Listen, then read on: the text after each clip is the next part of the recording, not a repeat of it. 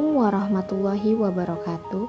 Di sini kami akan membahas tentang kondisi ekonomi dan kondisi sosial yang ada di Ex Cunda Plaza yang berada di Kude Cunda, Kecamatan Muara II, Kota Luk Semawe, Lorong Sabanda Baru, yang dimana masih banyak masyarakat masih memiliki kondisi ekonomi yang relatif sangat rendah sehingga menimbulkan banyak permasalahan sosial. Cunda Plaza merupakan pusat pembelanjaan modern terbesar dan terlengkap pertama di Aceh.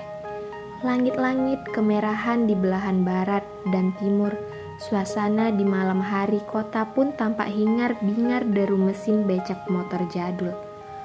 Mentari pagi cerah pun menyinari polusi kota, bus-bus milik perusahaan benefit yang lalu lalang mengantar siswa sekolah anak para karyawan. Cunda Plaza adalah ikon dan sebuah bukti kota ini pernah menjadi metropolitan di masanya.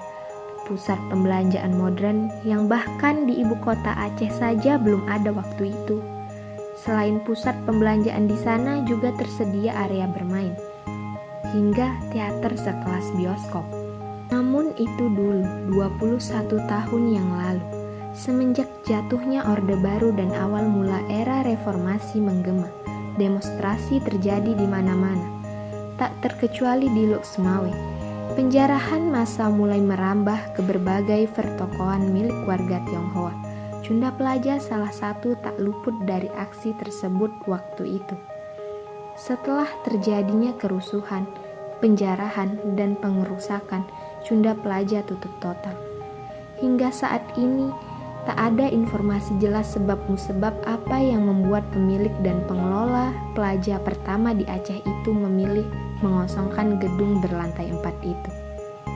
Bangunan megah pada masanya, kini bagai bangkai sejarah kejayaan pernah ada di kota ini. Bangunan merah muda dan pertokoan di sekitar gedung itu kosong, serta terlihat suram di awal memasuki jantung kota, seakan benar konflik turut adil padamkan gemerlap lampu metropolis di kota tua itu.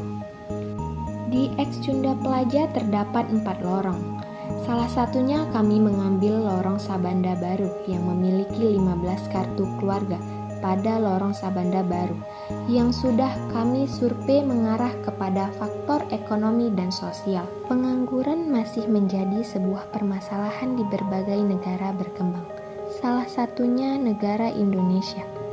Dikutip dari Badan Pusat Statistik BPS pada Februari 2023, menunjukkan jumlah pengangguran Indonesia mencapai 7,99 juta orang, salah satunya di Provinsi Aceh. Masih banyak desa-desa yang memiliki tingkat pengangguran yang relatif tingginya, salah satunya yaitu di Ex Cunda Plaza, yang terdapat satu lorong yang bernama Lorong Sabanda Baru, yang masih banyak masyarakat yang belum memiliki pekerjaan yang tetap. Adapun mata pencarian masyarakat setempat yaitu sebagai nelayan, berdagang, dan wira swasta.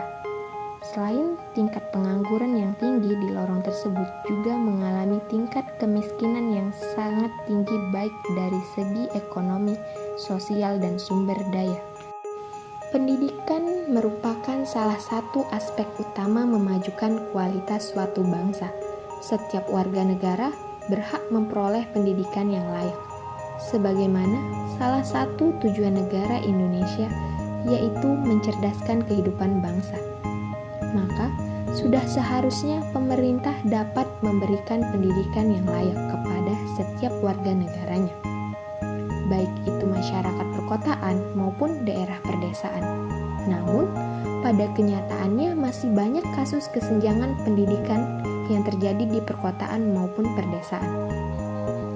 Di lorong Sabanda Baru, banyaknya anak-anak yang putus sekolah di tingkat SMP dan masih banyak anak-anak yang belum memiliki dana untuk masuk sekolah karena terbengkalai oleh ekonomi. Begitupun tingkat kesehatan pada umumnya sudah cukup baik.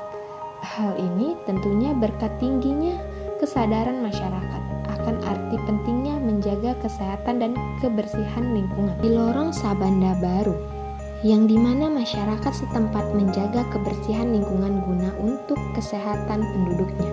Sumber daya adalah segala sesuatu yang dapat digunakan untuk memenuhi kebutuhan atau keinginan manusia. Ini termasuk sumber daya alam, seperti air, udara, tanah, serta sumber daya manusia, seperti pengetahuan dan tenaga kerja. Dari hasil survei yang telah kami lakukan, bahwa sumber daya yang ada di lorong Sabanda Baru masih belum maksimal. Contohnya, seperti air bersih, masyarakat setempat masih memiliki kekurangan air bersih.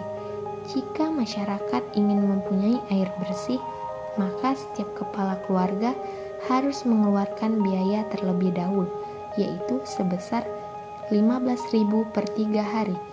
Selain itu, masih kurangnya pengembangan sumber daya manusia warga setempat, dan tidak ada pelatihan sumber daya manusia yang dilakukan. Adapun solusi yang harus dilakukan yaitu pemerintah harus lebih peka lagi dalam mengatasi permasalahan yang ada pada lorong tersebut.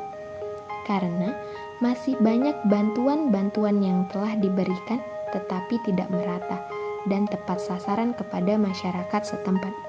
Namun, jika dilihat dalam segi pemimpin setempat masih belum memiliki jiwa pemimpin yang adil, karena kepala lorong tersebut masih memikirkan kepentingan pribadi.